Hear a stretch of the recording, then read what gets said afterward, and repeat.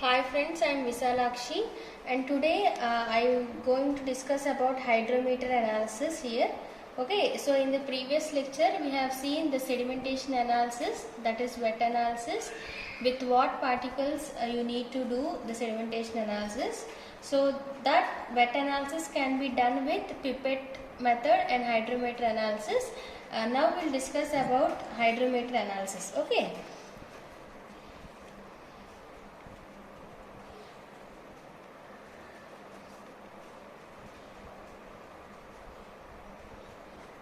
So, hydrometer analysis, in the sense, hydrometer is a device which is used to measure the specific gravity of liquids. Okay, so hydrometer is a device which is used to measure the specific gravity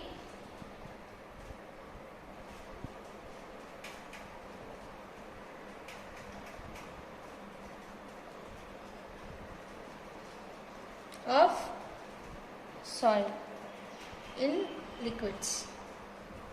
Okay, so I'll show you how the hydrometer will be there.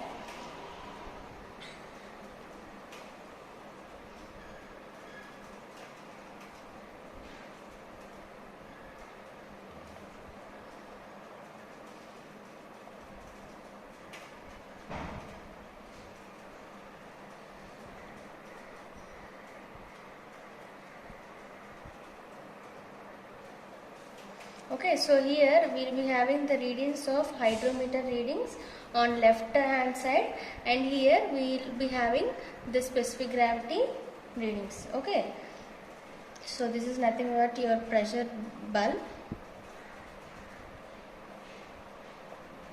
So these are the readings with respect to specific gravity.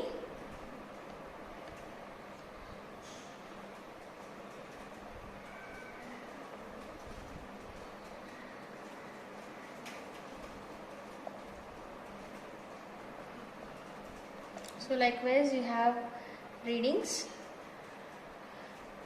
here.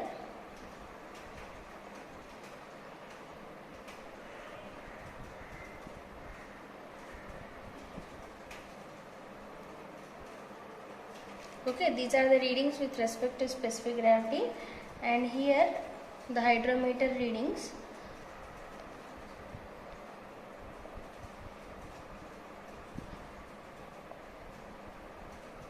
Likewise, you will be having readings up to -5. Okay, so those are the reading on left hand side. You will be having the readings of hydrometer, and on the right side you will be having the readings of specific gravity. Okay, so as I have told that this hydrometer is the device which is used to find specific gravity of liquids. Okay, so in this what we will be doing is, we will take the soil sample and we will be taking that soil sample in a jar, and you will be suspending this hydrometer into this. Okay, so here we have to measure the unit weight of the suspension at a depth for particular time. Okay, so by that we will be discussing about the grain size distribution curve.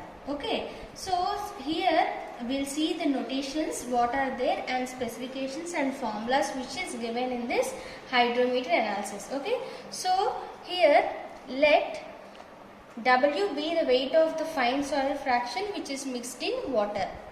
Okay, so W be the weight of fine soil particles which is mixed in water. Okay, and let V be the volume of suspension.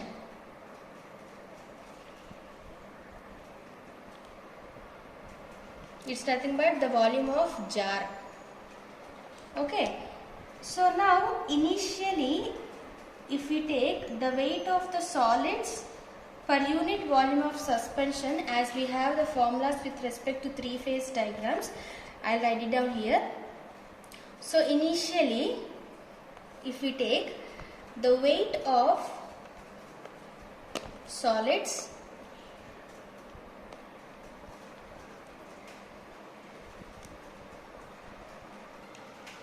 so by the three-phase diagram, weight of solids per unit volume of suspension is given by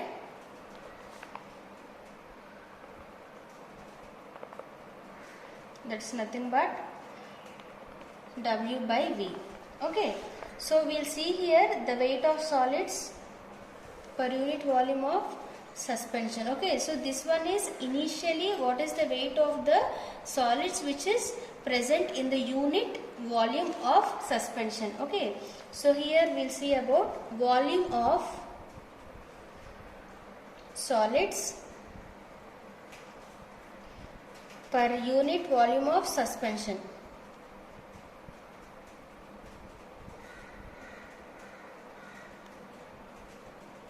Okay, so the formula is given W by V into G into gamma W. Okay, so V is nothing but the volume and G is nothing but the specific gravity of the solids and gamma W is unit weight of water. Okay, so why you are taking this unit weight of water is you are taking the medium as water. Okay, so by that the gamma W has been considered. Now volume of water per unit volume of suspension.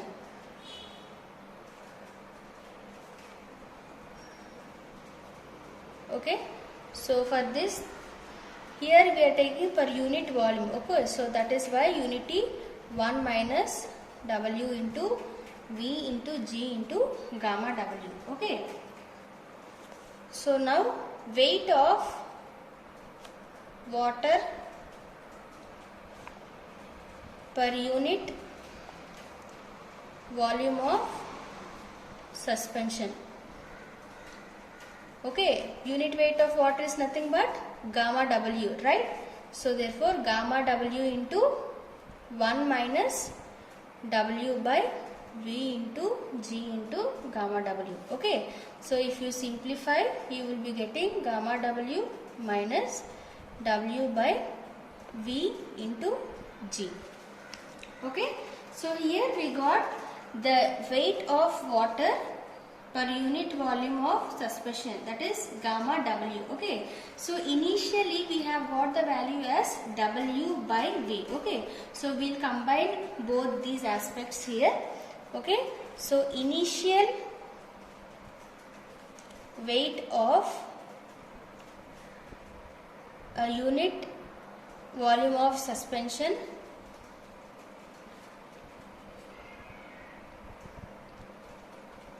is given by W by V plus gamma W minus W by V into G. Okay, so the initial unit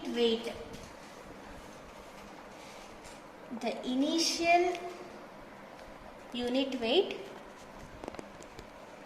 it is designated as gamma I.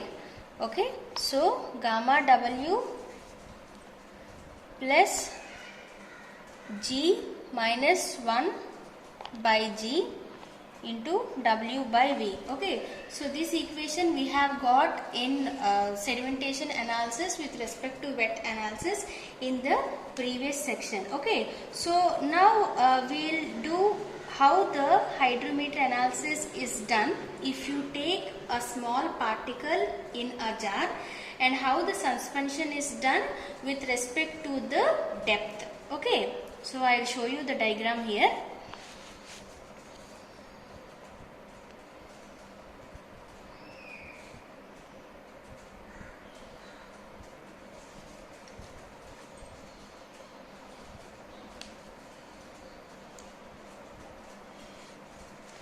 So these are the water,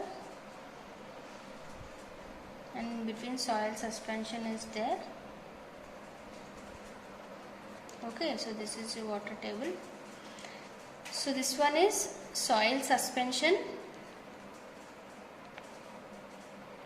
right? And here, by considering small element particle, let us take it as x. Okay, so this is the small particle. So that distance is kept as dz. Okay, so the distance, the layer is x, and the depth consideration is z. Okay, so z is the depth, x is the small particles that you are considering in this soil suspension, and that height is dz. Okay, so this is nothing but your suspension jar. Okay, so here if we consider, by considering this, as I have told, let us consider this as xx at a depth z. Okay, so here we are considering at this depth as z, and the condition is xx to this x particle. Okay, any of the particle which is there in this soil suspension, right? So the size d of the particles which have been falling from the top. Okay, so the particles which are falling from the top, it is due to the gravity and they settle, right? So by substituting these values like d as we have discussed, okay, the size of the particle d is equal to, we have derived the formula here. Okay, so d is equal to k root h by t. Okay, so what is the formula of k is root over 3 mu, and write here d is equal to root over 3 mu w by gamma w into g minus 1 into h by t. Okay, so this is the particle size of which is there in the suspension. Okay, so here we are taking the section xx. Okay, so in this xx, when the particle is falling from top state, the initial stage the velocity will be more. Okay, the terminal velocity will be more from top stage when it reaches to this xx position. Okay, and at the same time we can say that here the element which have been considered is dz. Okay, we are considering a small amount dz at depth z. Okay, from top to bottom, and the suspension may be considered as uniform. As I have told, the suspension is uniform because all the particles of the same sizes which are coming will be settled at the same depth at given time. Okay, so in this, when we consider these elements and particles of the size which are smaller than d, okay, so particles which are smaller than d can also be exist. Okay, so we can say that we can denote those particles with respect to n. Okay, so we'll be saying that the percentage weight of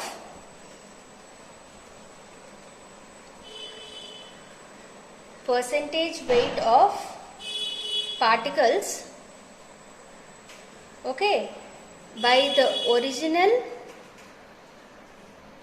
weight of soil particles. Okay, so that is in suspension, that is given by n, right? So we can write here with respect to the weight of solids. Okay, weight of solids per unit volume of suspension at depth z.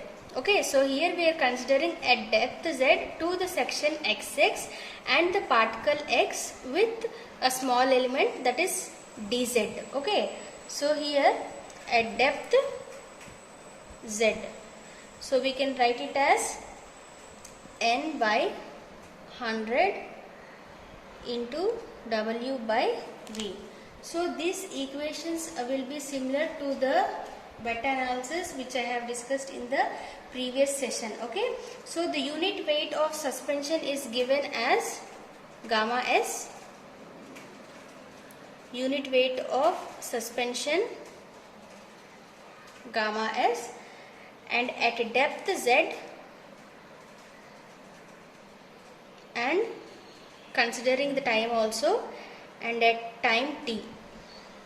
Okay, so you can write it as, with respect to unit weight, gamma s is equal to gamma w plus g minus 1 by g into n by 100 into w by v. Okay, so therefore from this, if you simplify, value of n is equal to 100 g divided by g minus 1 into gamma s minus gamma w into v by w. Okay, so the value of n is this one. So if gamma z is obtained by hydrometer, okay, so n we can get through the distribution curve.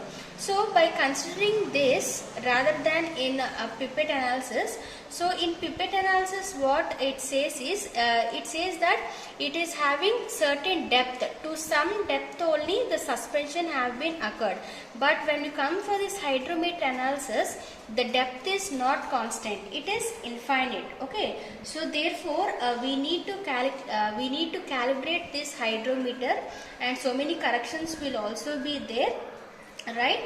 And we'll see the hydrometer calibration now.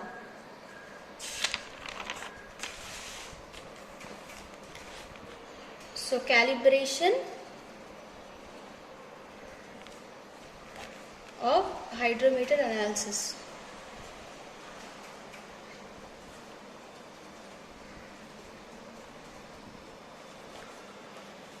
Okay, I'll show you the diagram.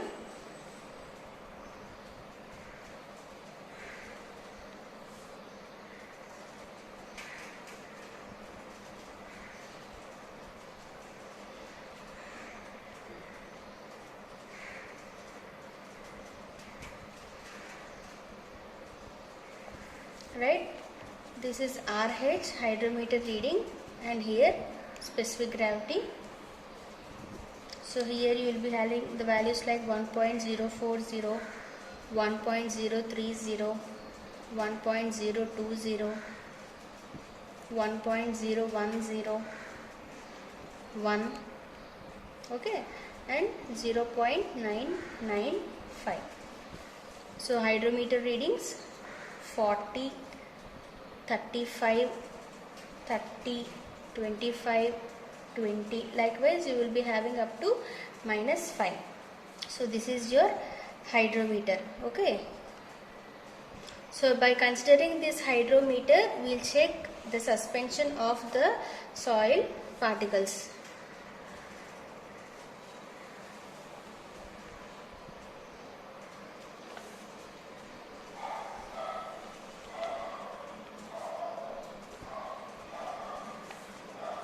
Okay, here also we are taking the depth x,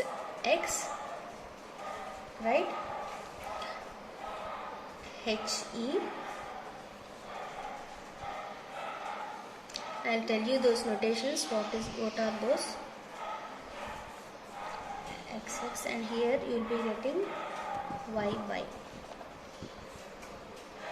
Okay, so this is nothing but the sedimentation jar before the immersion of this hydrometer. Okay, this is a complete sedimentation jar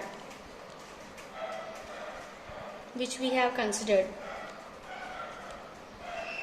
Sedimentation jar before the immersion of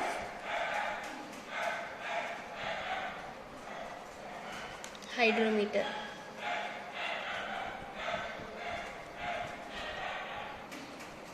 So here we will be seeing sedimentation jar after the immersion of this hydrometer. Okay.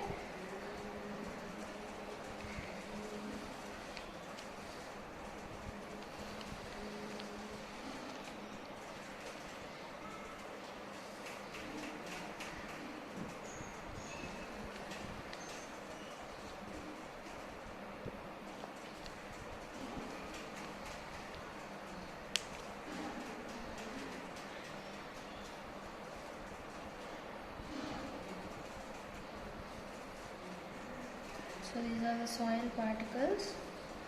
So the condition which we have seen here, x dash, okay, so here y dash,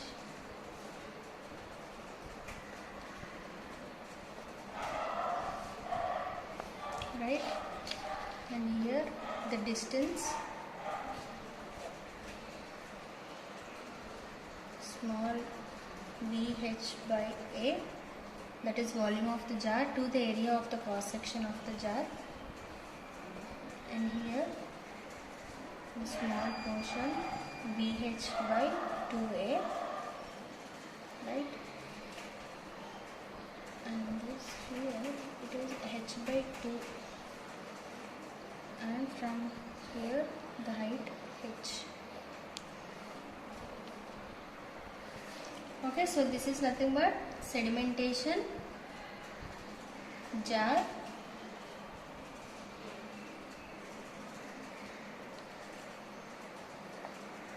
after the immersion of hydrometer.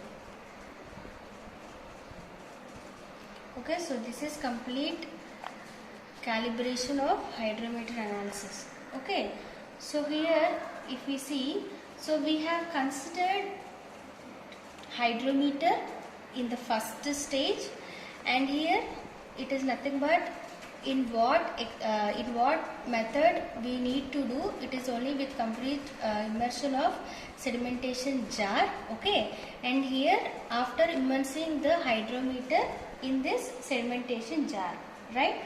So here we have RH reading. So totally the value of H is taken from RH reading, that is nothing but your hydrometer reading, that is capital H. Okay, so from this, from capital H to the distance from top portion to the bottom portion, that is nothing but your H. So here we can write it as, let H be the higher state of the bulb. Okay, and what is this capital H is? With this capital H only you need to find the hydrometer reading. Okay, so H is nothing but height of hydrometer reading.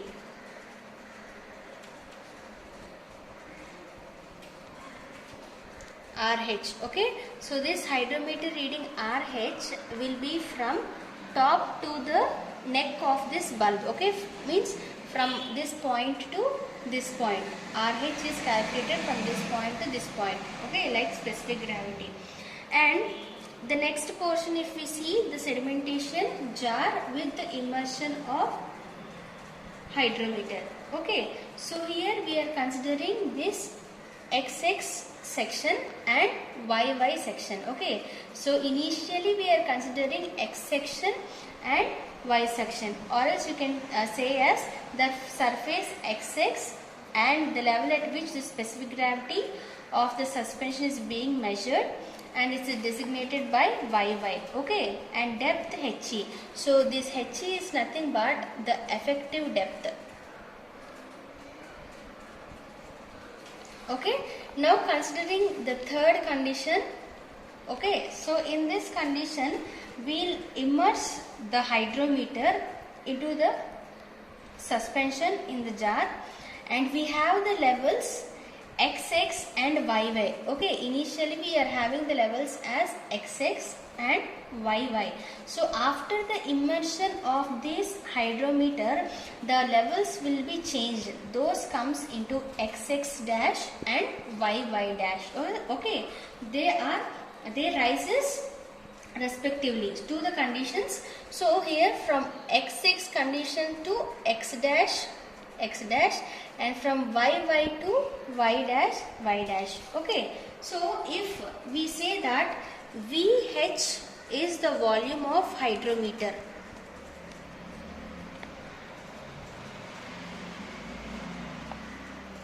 okay, and A is nothing but the area of cross section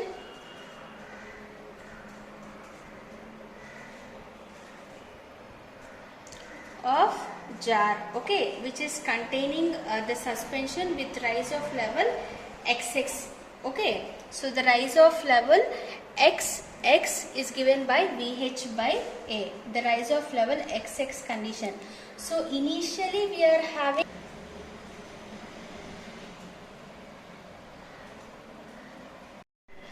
area of cross section of the jar with level xx is given by Vh by A, okay. If you see the diagram here, xx dash, okay. So initial stage was xx. When the immersion of this hydrometer is kept, it is changing to xx dash, and that distance is taken as Vh by A, okay. So the rise in the level Yy will be approximately Vh by 2A, okay. Why? Because we are taking at the half distance of the bulb, okay, like h by 2, Vh by 2, okay. Here I will write here. So if you take the level with respect to Yy, the condition was Vh by 2A. A is nothing but the area of cross section of the jar. So since the effective depth is at the middle level, okay, so here we are taking at the middle of the effective depth, that is why half, Vh by A into half, that is why we are getting Vh by 2A, right. So this level Yy dash corresponds to the middle level of this soil particles, okay, and at the same time as they are at Yy condition, okay. So if you consider these two aspects, that is the condition B level and C level, we can write by correlating these two, like, so if we correlate the two conditions, okay, so the two conditions you can say as B and C in diagram. So the effective depth He is taken as capital H plus H by 2 plus Vh by 2A minus Vh by A, okay. So or else you can write it as H is equal to H plus 1 by 2 into H minus Vh by A, okay. So here this effective depth which is there, so effective depth He at which the specific gravity is measured depends upon the H value, okay. So the effective depth He is depend upon the value of H with respect to specific gravity of the soil suspension, okay. And it is observed that the hydrometer reading RH dash, okay. So initially the value is RH, and when it is immersed, the value is taken as RH dash, okay. So here if we consider H value and Vh value and A value, these three variables are independent of RH, okay. So these variables are independent of RH dash. It's nothing but the hydrometer reading after the immersion of the hydrometer, okay. So if we see the calibration graph with respect to RH dash and He, I'll draw here.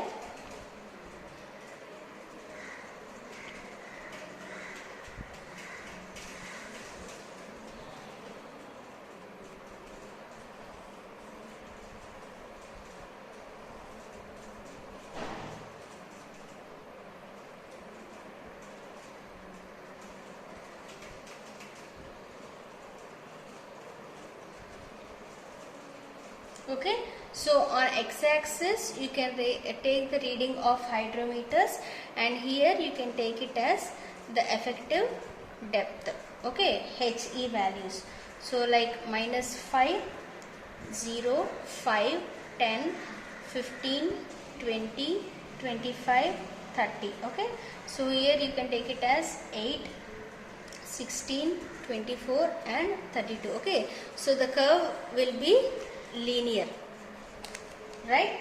So this is the graph in between hydrometer reading and the effective depth. Okay, so for the first few readings for about 2 minutes, the hydrometer may not go down.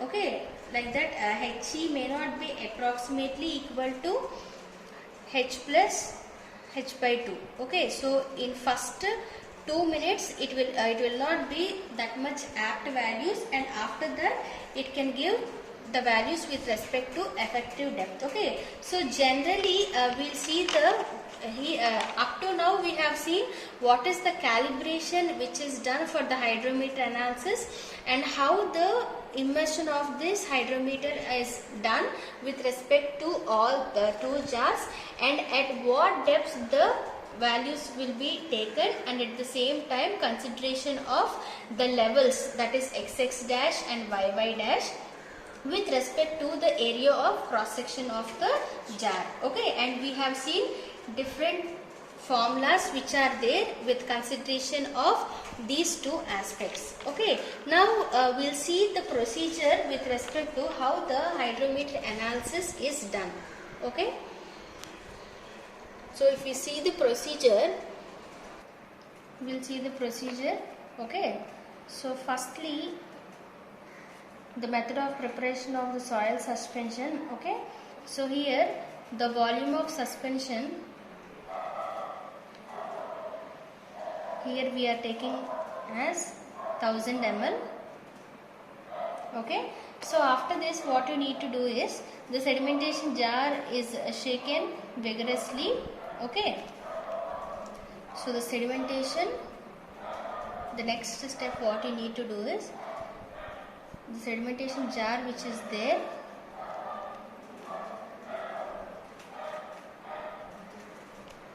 should be shaken vigorously. Okay, and stopwatch need to be started.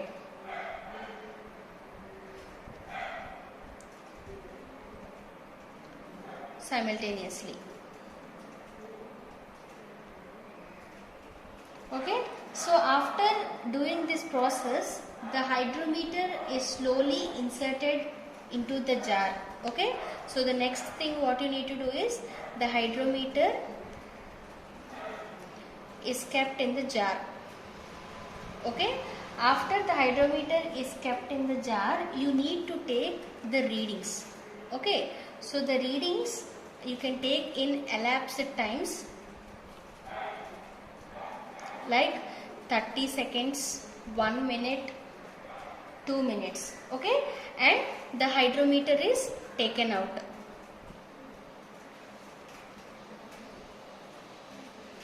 Okay, so the hydrometer is taken out. So further the readings you can take it like 4 minutes, 8 minutes, 15 minutes, 30 minutes, 1 hour, 2 hours, 4 hours, etc. Okay, so by inserting this hydrometer about 20 seconds prior to the desired instant. Okay, so the hydrometer should be stable and without any oscillations. It should not be there. Okay, at that time when the reading is taken. Okay, so when you are taking the readings in this hydrometer, it should not be any oscillations, it should not be disturbed. Okay, in this soil suspension which was there, right?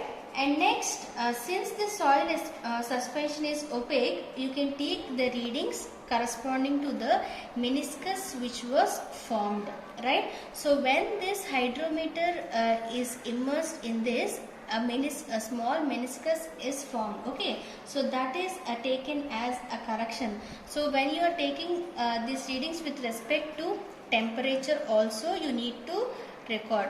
Okay, temperature is also recorded. So initially you can take it as like 27 degrees centigrade. Okay, so for good results you can vary not more than 2 degrees Celsius.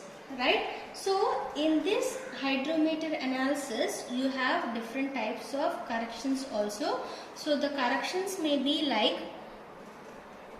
so the corrections of hydrometer readings,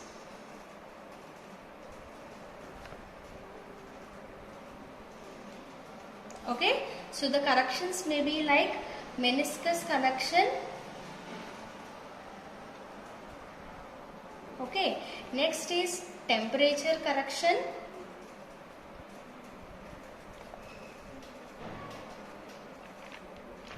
and the third one is deflocculating agent correction, okay.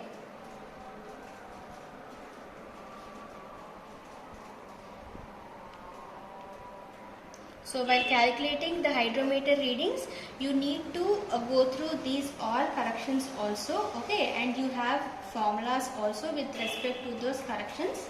And by the calculation, what we can say is with respect to RH dash, okay, and the effective depth, that is HE, obtained with respect to the particle size. Okay, and we have seen in the previous lecture about the particle d, okay, the size of the particle d. So here we can write the formula with respect to n, okay. So it's nothing but 100 g divided by g minus 1 into gamma z minus gamma w into V by W, okay. So this equation I have discussed in the previous session, right? So but we can say that this gamma z is equal to GSS into gamma W, okay. So what is this GSS? Is nothing but the specific gravity of soil suspension, okay. So GSS is equal to specific gravity of soil suspension, okay. So we can, by simplifying, we can get value like 1 plus RH by 1000, okay. So why we are considering here 1000 is the volume of suspension we have taken, V is 1000, right, and gamma W into gamma W, and we can say it as RH is equal to 1000 into GSS minus 1, okay. So how you will be getting the value of RH is nothing but the hydrometer reading. How will you get 1000 minus the specific gravity of the soil suspension reading minus 1, okay. So therefore how you can write the value of n is equal to 100 G gamma W by G minus 1 into RH by 1000 into V by W, okay. We can write this as G gamma W by G minus 1 into V by W into RH by 10, okay. 10 times it goes 1000, so that is why here I have written RH by 10. So therefore finally you can write the value of n is equal to G gamma W by G minus 1 into V by W into RH by 10, okay. So this is for which the hydrometer reading RH, okay, we obtain the set of values for D and N, fixing one point in grain size distribution, okay,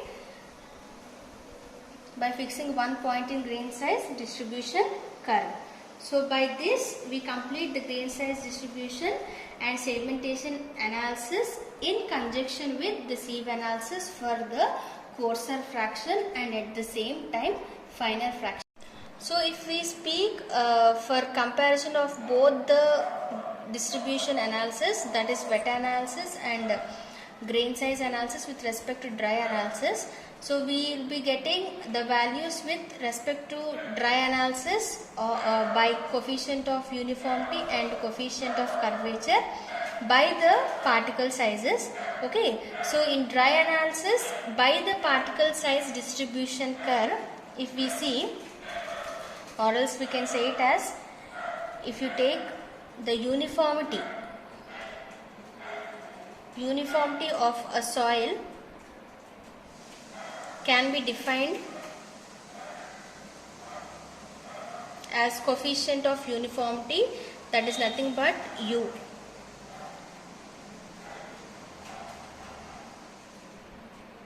Okay, so here we have U value is equal to D60 by D10, right? So this D60 value or D10 value you will be getting from the particle size distribution curve.